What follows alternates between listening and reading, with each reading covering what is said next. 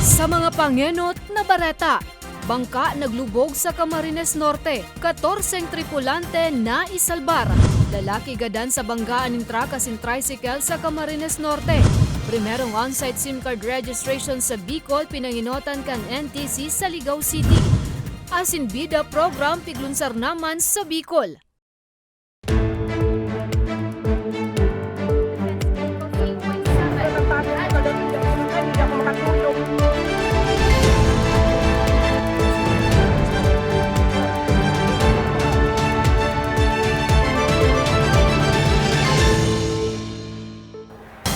Maray na hapon, Biyernes, Enero 27, taong 2023. Kunin ang mga baretang tatak Bicol. Madadangugman ang mga baretang ini sa 88.7, Radyo Uragon Catanduanes sa 90.7, Radyo Uragon, Legazpi. Bangka luminubog sa Mercedes, Camarines Norte. 14 tripulante na lunad ka nasambit na bangka na isalbar. Detalye sa report ni Nomer Corporal.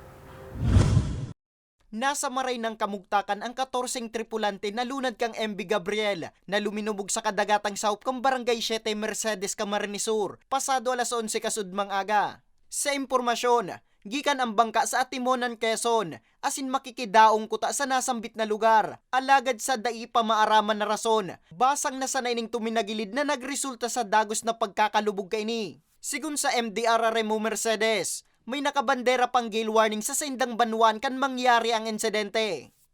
Papasok sila dito sa Mercedes, bibili ng mga pangkonsumo nila. Nag-assist po ang LGU Mercedes. Dinala namin dun sa sa kamag-anak ng may-ari ng bangka na taga rito rin sa Mercedes. Dinala namin lahat ng mga gamit, hinakot namin dito, rescue vehicle. Kasi may reported kami na talagang pagkagilid po ng mga gamit, may mga nawala po na 2 cellphone ata yun.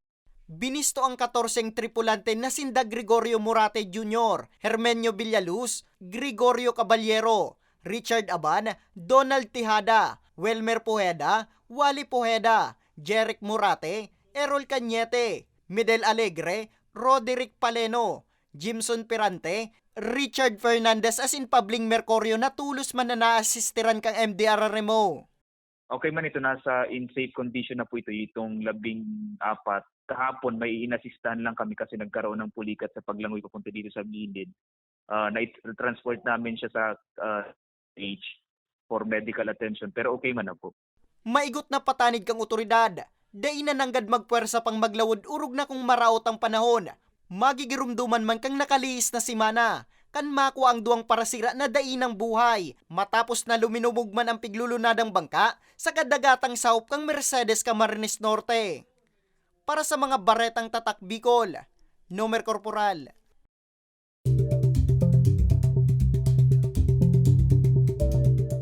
Mauran na panahon, darakan amihan, padagos na mamamatean sundo sa weekend. Detalye sa report ni Maria Lorenzana. Laoman na padagos na madaranin mapanganuro na kalangitan na may kalat-kalat na pag-uuran, pagkikilat asin pagdaguldol ang northeast monsoon o hanging amihan sa Bicol. Sigun sa Pag-asa, posibleng madurar ang maraot na panahon sundo sa weekend na epekto man kan shear line. So bumalik yung shear line, permitang ini-explain na hanggat yaon ng northeast monsoon, possible na mag-recur ang shear line. So kasi nagdadara ining mga pag-uran-uran nga digdi sa mga lugar na ini. So namatian ta kasuhapon, northeast monsoon lang ito itong may mga ambon-ambon. So pag sinabi tang cloudy with scattered, due to shear line may mga biglaang pagkusog ning uran and then mapundo. Alas 5 kasubagong aga kan ipigbandera man kan Pag-asa sa gabos na kadagatang sakop kan Bicol ang gale warning. Kaya maigot na pigpapatanidan kan ahensya, urog na ang mga saradit na lunadang pandagat na ibitara na mo na ang paglawod, hulit na delikado pang maray. So, sad to say, mauran pa rin kita, arag pa kani, until January 30. Hopefully by 31, improving weather kita. And then, after that, saka nata naman may hiling kung ma-recur uli. Kasi February pa, so February sako pa kang northeast monsoon, Sa presente, mayo pa man na pigbabantay ang low pressure area o LPA ang Pag-asa.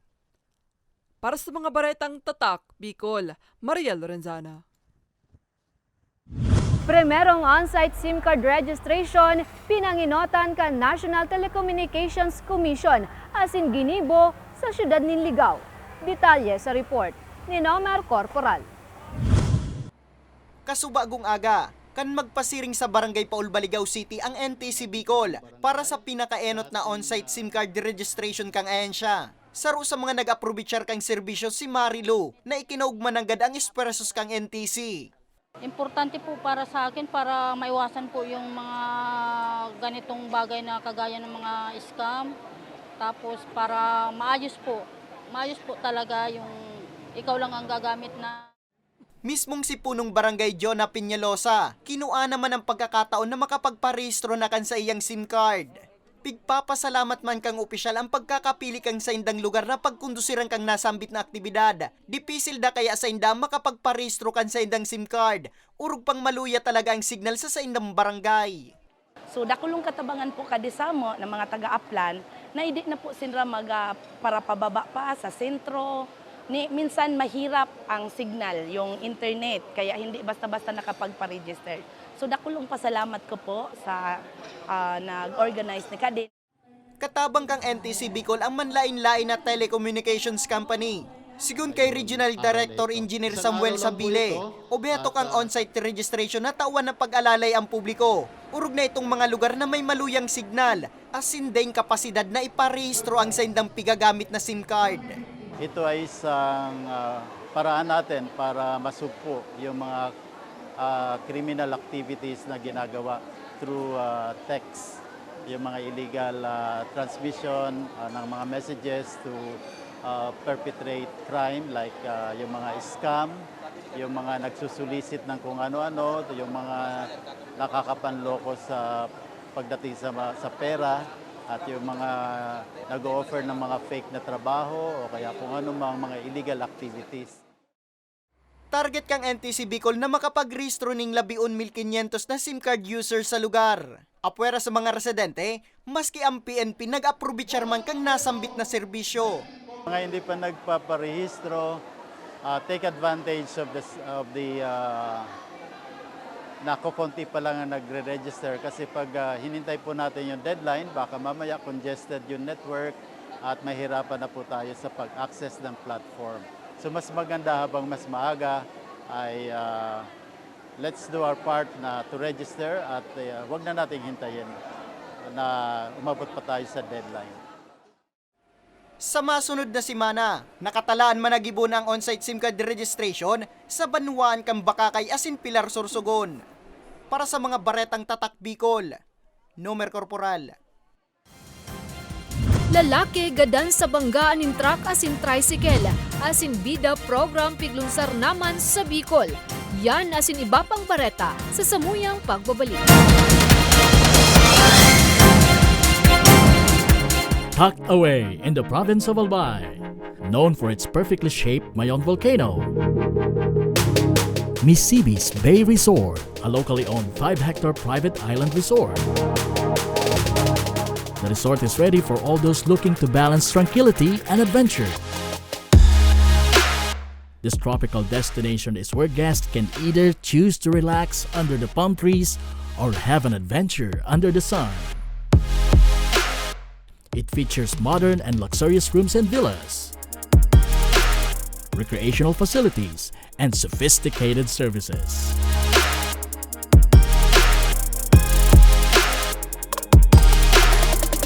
Come and experience Misibis Bay Resort, your tropical island getaway.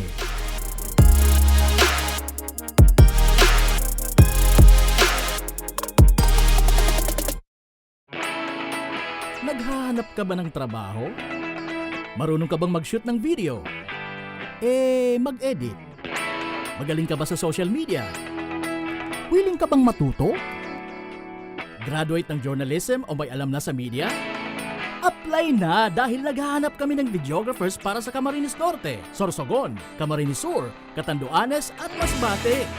Ipadala ang inyong resume sa Action Call Center at gmail.com at maging pinakabagong miyembro ng aming team. Tara na! Apply na!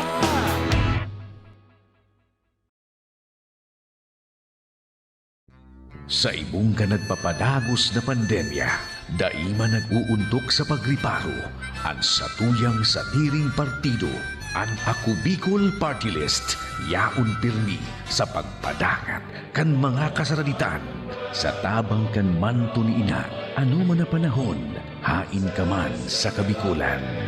Viva la Virgen! Viva Nuestra Señora de Peña Francia!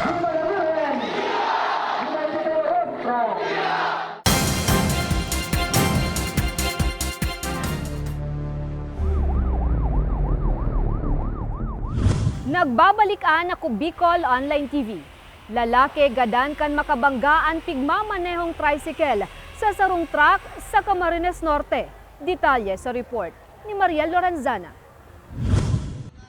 Tulos na binawian in buhay ang 57 anyos sa Sinero Via Vicente Limpiado, may agom, residente kan barangay Kalintaan, Talisay, Camarines Norte, matapos sa sumalpok ang pigmamaneo kaning tricycle sa sarong trailer truck sa Maharlika Highway, kan Purok 3, barangay Itomang, Parehong Banwaan, alas 11:35 nin aga kasuudma Enero 26.